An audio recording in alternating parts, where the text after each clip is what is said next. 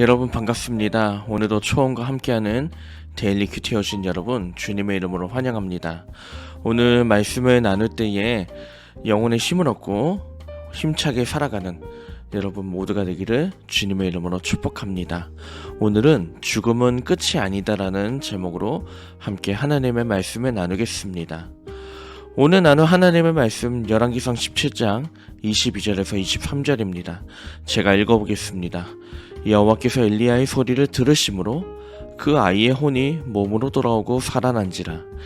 엘리야가 그 아이를 안고 다락에서 방으로 내려가서 그의 어머니에게 주며 이르되 보라 내 아들이 살아났느니라. 아멘.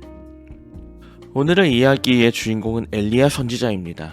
엘리야 선지자가 하나님의 명령으로 사르밧이란 마을에 살던 한 미망인을 만납니다. 이 사르밧이라는 마을은 이스라엘 밖에 있던 이방인의 마을입니다. 이곳에서 하나님의 명령으로 미망인을 만나게 되죠. 두 사람은 첫 만나면서부터 서로 잘 되는 관계를 만납니다. 여인은 엘리야가 있는 동안 음식이 계속 채워졌고, 엘리야는 이 여인 덕분에 아합과 이세벨을 피해서 안전하게 숨을 수 있었습니다. 그래서 여인은 내심 엘리야가 있는 한 걱정할 게 없겠다고 생각합니다. 그런데 어느 날 여인의 아들이 갑자기 숨을 거둡니다. 여인에게 아들은 세상의 전부나 마찬가지였죠. 당연히 절망할 수밖에 없었죠. 그래서 여인은 속에 있던 분노를 엘리야에게 쏟아냅니다. 왜 당신이 나에게 와서 이런 불행을 갖다 줬냐고 이렇게 절망하고 원망하죠. 이때 같이 안타까워하던 엘리야가 뭘 하느냐? 이 아들의 시신을 자신이 눕던 침대에 놓습니다. 그리고 하나님께 기도합니다. 그런 다음에 이 아이의 몸에 3번이나 엎드린 다음에 또다시 기도합니다. 그랬더니 어떻게 되냐? 놀랍게도 죽었던 아들이 다시 살아나게 됩니다. 여인은 이 사실에 너무너무나 기뻐하며 하나님을 찬양하였죠. 우리는 죽으면 모든 것이 다 끝난다고 생각합니다. 맞습니다. 이 땅의 어떤 것도 죽음의 힘을 이길 수는 없습니다.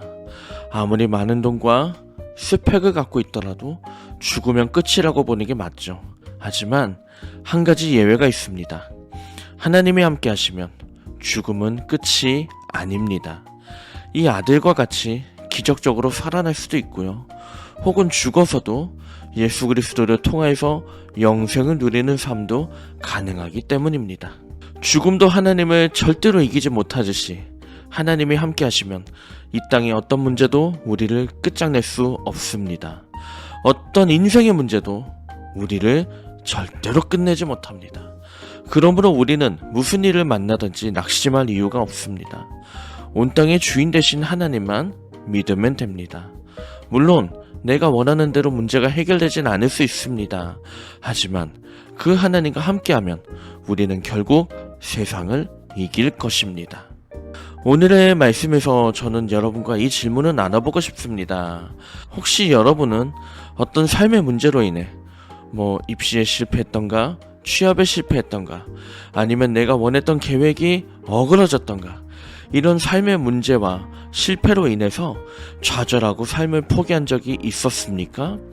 만약에 극복했다면 여러분은 어떻게 극복을 하셨고, 아직 진행 중이라면 무엇 때문에 좌절 중에 있습니까? 라는 질문을 여러분과 나눠보고 싶습니다. 물론 우리에게 있어서 이 질문을 묻는 이유는 가장 궁극적으로는 하나이죠. 우리가 좌절로부터 결국은 일어나야 된다는 거, 결국은 우리가 일어나야 된다는 부분 때문에 이 질문을 우리가 던지고 함께 생각해 보기를 원하는 겁니다. 그래서 저는 궁극적인 질문을 한번 던져보고 싶습니다. 좌절로부터 일어나려면 무엇이 필요하냐고 이야기죠. 초원에 한번 물어보겠습니다.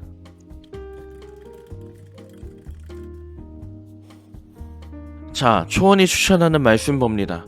시편 34편 18절 말씀 제가 읽어보겠습니다. 여호와는 마음이 상한 자를 가까이 하시고 충심으로 통회하는 자를 구원하시는도다. 아멘. 이 구절의 핵심이 뭘까요? 간단하죠. 우리의 분노를 하나님께 쏟아내라는 이야기입니다. 저는 이것이 우리 인생에 있어서 가장 중요한 핵심을 이야기한다고 생각합니다. 우리가 겪고 있는 모든 삶의 문제는, 특별히 우리가 마음이 겪고 있는 모든 마음의 병은 분노를 세상에 쏟아내기 때문입니다.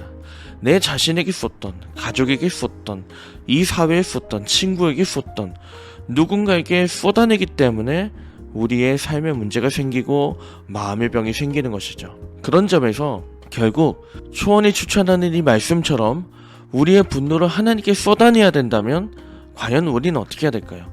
저는 이렇게 추천하고 싶습니다. 만약 분노를 참을 수가 없다면, 좌절 때문에 내가 너무나 답답하다면 세상에 대해서 일단은 침묵하십시오. 그리고 나의 분노와 좌절, 이런 마음의 답답함을 하나님께 다 쏟아내십시오.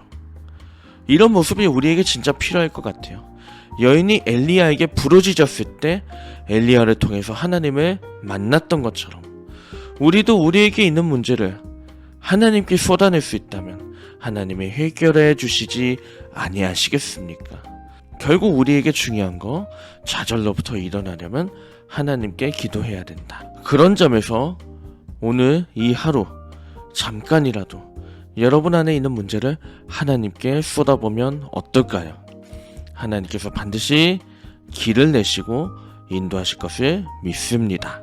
이 시간 이제 기도문을 읽고 큐티를 마치려고 합니다. 화면에 나온 기도문 함께 읽도록 하겠습니다. 시작. 하나님, 죽으면 모든 것이 끝난다고 생각했습니다. 그러나 하나님과 함께하면 죽음도 더 이상 끝이 아님을 다시 한번 깨닫습니다.